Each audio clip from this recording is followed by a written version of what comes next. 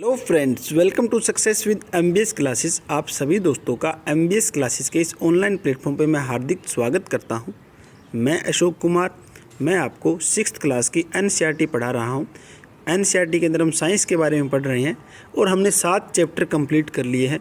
बिल्कुल आसान तरीके से मैंने आपको सब बातें बताई है और हम आज 8वां चैप्टर करने वाले हैं, जो कि आपके सामने दिखाई दे रहा है, शरीर में गति। ठीक है, शरीर में जो हमारे शरीर के अंदर हमारे बॉडी है, उसके अंदर जो भी गति होती है उसके बारे में हम चर्चा करेंगे आज। काफ़ी इंटरेस्टिंग चैप्टर रहेगा ये हमारे पास। स्टार्ट करते हैं। बिल्कुल शांत होकर बैठिए और अपने शरीर में होने वाली गतियों का अनुभव कीजिए। आप समय समय पर अपनी पलकें तो झपकाते ही होंगे। श्वास लेते समय अपने शरीर में होने वाली गतियों का प्रेक्षण कीजिए। हमारे शरीर में स्वतः ही अनेक गतियाँ निरंतर होती रहती है। ठीक है, आप क्या करना है, बिल्कुल शांत बैठकर आपको अनुभव करना होगा कि आपके शरीर के अंदर कौन कौन से प्रकार की गति हो रही है। ठीक है, अब आगे क्या है हमारे पास, जब आप अपनी नोटबुक में लिखते हैं तब आपके शरीर का कौन सा भाग गति करता है। जब आप मुड़कर अपने मित्र को देखते हैं तब शरीर का कौन सा भाग गति करता है। उपर्युक्त सभी उदाहरणों में आपके उसी स्थान पर रहते हुए भी आपके शरीर का कोई न कोई भाग गति करता है। आप एक स्थान से दूसरे स्थान पर जाते हैं, आप उठकर अपने अध्यापक के पास जाते हैं, कक्षा के विद्यालय के मैदान में जाते हैं अथवा विद्यालय के बाद अपने घर जाते हैं, तो इस स्थिति में आप एक स्थान से दूसरे स्थान तक जो जा रहे हो, आप वास्तव में चलकर एक स्थान से हम दूसरे स्थान पर जा रहे हैं, तो हमारे पास क्या है, वास्तव में चलकर जाते हैं। आप चलकर, दौड़कर या कूदकर एक स्थान से दूसरे स्थान पर जाते हैं। तो ये सारी क्या है हमारे पास, ये सारी गति ही है, हो रही है।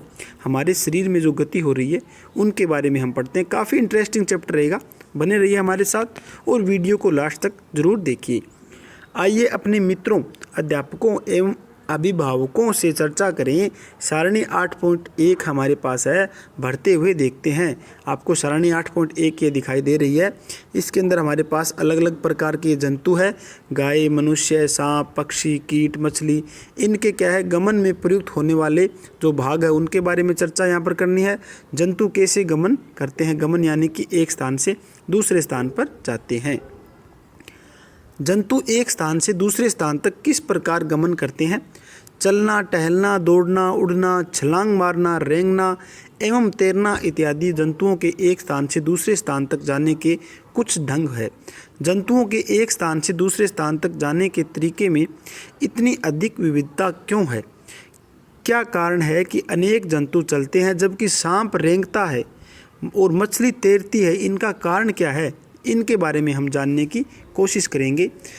तो आपको पता है एनसीईआरटी का रोल हर एक कंपटीशन एग्ज़ाम के लिए काफ़ी हमारे पास इंपॉर्टेंट रहता है, तो आप हमारे साथ बने रहिए। कंटिन्यू मैं आपको एनसीईआरटी साइंस के लेक्चर्स प्रोवाइड करवाता रहता हूं और जो भी फ्रेंड हमारे साथ आज नया जुड़ा है वो चैनल को सब्सक्राइब जरूर कर ले। आगे हमारे पास क्या है, मानव शरीर एवं इनकी गतियों के बारे में देखते हैं। जंतुओं की विविध गतियों पर ध्यान देने से पूर्व आइए अपने शरीर की कुछ गतियों को ध्यानपूर्वक देखें। क्या आपको विद्यालय में शारीरिक व्यायाम करते समय आनंद आता है। विद्यालय में शारीरिक व्यायाम करते समय आपके हाथ एवं पैर किस प्रकार गति करते हैं। आइए, हमारा शरीर जिन गतियों को करने में योग्य है, हम उनमें से कुछ शारीरिक गतियों को करने का प्रयास करते हैं। हमारे पास क्या है, एक काल्पनिक विकेट पर काल्पनिक गेंद फेंकने का प्रयास कीजिए।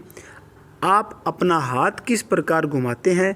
क्या आप इसे अपने कंधे से वृत्ताकार रूप में घुमाते हैं। क्या आपका कंधा भी गति करता है। पीठ के बल लेट जाइए और पैर को कुल्ले के चारों ओर घुमाइए। अपनी भुजा को कोहनी के ऊपर नीचे कीजिए। इसी प्रकार पैरों को घुटने में मोड़िए। अपने हाथों को अपने पार्श्वों के में सीधा तानिए। भुजा को मोड़ते हुए उंगली से कंधे को छूइए। ये सारे आपको क्या है, क्रियाकलाप करके देखने हैं। आपको पता चलेगा आपके शरीर में कहाँ से गति हो रही है। आपने अपने हाथ का कौन सा भाग मोड़ा है, आपको पता चलेगा। हाथों को सीधा तानकर नीचे की ओर झुकने का प्रयास कीजिए। क्या आप ऐसा कर पाते हैं। अपने शरीर के विभिन्न हिस्सों से गति करने का प्रयास कीजिए एवं प्रेक्षणों को सारणी 8.2 में हमें नोट करना होगा। क्या कारण है कि हम अपने शरीर के कुछ अंगों को तो स्वतंत्र रूप से किसी भी दिशा में घुमा सकते हैं, इनका कारण क्या है, ये कारण जानने की हम कोशिश करते हैं। जबकि कुछ अंगों को केवल एक ही दिशा में घुमा सकते हैं। हम अपने शरीर के कुछ भागों को घुमाने में असमर्थ क्यों हैं, इनके बारे में हम जानने की कोशिश करते हैं। क्रियाकलाप 1 में देखते हैं क्या दे रखा है। एक पैमाने को अपने हाथ पर चित्र 8 पॉइंट हमारे पास एक है दर्शाई गई स्थिति में रखिए, जिससे आपकी कोहनी पैमाने के मध्य में रहे। अपने मित्र से पैमाने तथा हाथ को एक साथ बांधने के लिए कहिए। अब अपनी कोहनी को मोड़ने का प्रयास कीजिए। क्या आप इसे मोड़ पाते हैं? ठीक है, ये आपको क्रियाकलाप करके देखना है। आगे क्या है हमारे पास, आगे दिया हुआ है, क्या आपने ध्यान दिया कि हम शरीर के विभिन्न भागों को उसी स्थान से मोड़ अथवा घुमा पाते हैं जहां पर दो हिस्से एक दूसरे से जुड़े हो। उदाहरण के लिए कोहनी, कंधा अथवा गर्दन। क्या आप ऐसे कुछ अन्य भागों के नाम बता सकते हैं? इन स्थानों को हम क्या कहते हैं? संधि कहते हैं। ठीक है, यदि हमारे शरीर में कोई संधि नहीं होती तो आपके विचार में क्या हमारे किसी भी प्रकार की गति करना संभव होता? नहीं होता। वास्तव में इन संधियों को कौन सी वस्तु परस्पर बांधती है? ठीक है, ये भी हम देखते हैं। अपनी उंगली द्वारा अपने सिर, चेहरे, गर्दन, नाक, कान, कंधे के पीछे हाथ, पैर, उंगली, पादांगुली को दबाइए। क्या आपको ऐसा अनुभव हुआ कि आपकी उंगली किसी कठोर वस्तु को दबा रही है? ये कठोर संरचनाएं अस्थियां हैं। ठीक है, यहाँ पर आपको क्या पता चला, जो हमारी जो कठोर संरचना है उसे क्या बोलते हैं? अस्थियां बोलते हैं। अपने शरीर के अन्य भागों में इस प्रक्रिया को दोहराइए। इतनी सारी अस्थियां, जब अस्थियों को नहीं मोड़ा जा सकता तब हम अपनी कोहनी को कैसे मोड़ लेते हैं? हाथ के ऊपरी हिस्से से लेकर कलाई तक एक ही लंबी अस्थि नहीं होती। वास्तव में अनेक अस्थियां कोहनी तक जुड़ी रहती है। इसी प्रकार हमारे शरीर के प्रत्येक हिस्से में अनेक अस्थियां हैं। हम अपने शरीर को कैसे उसी स्थान पर हिला या झुका नहीं सकते जहां पर ये अस्थि एक दूसरे से मिलती है।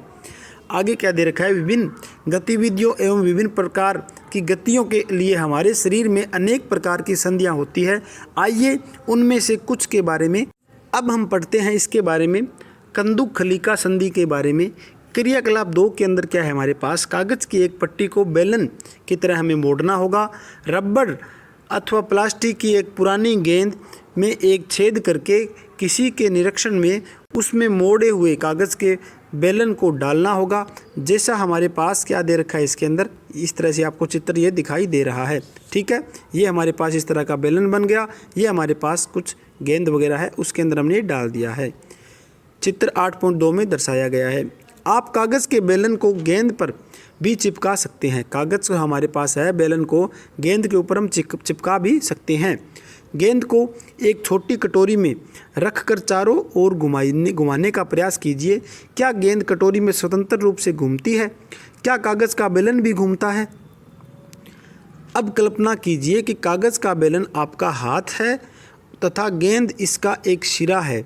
कटोरी कंधे के उस भाग के समान है जिससे आपका हाथ जुड़ा है।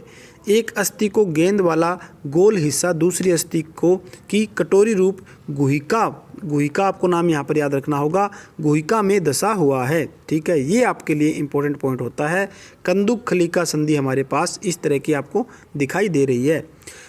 इस प्रकार की संधि सभी दिशाओं में गति प्रदान करती है। क्या आप इन गतियों में उपरोक्त प्रकार की संधि का कोई अन्य उदाहरण खोज सकते हैं? इस अनुभाग के प्रारंभ में शरीर के विभिन्न भागों को हमारे द्वारा दी गई गतियों का स्मरण कीजिए। ठीक है, इसी तरह से हम धीरे धीरे इस चैप्टर को कंप्लीट करेंगे। आज के लिए हमारे इतना ही पढ़ेंगे हम। बिल्कुल आराम से मैं आपको पूरा चैप्टर समझा रहा हूँ। उम्मीद करता हूँ आपको समझ भी आ रहा है। ठीक है।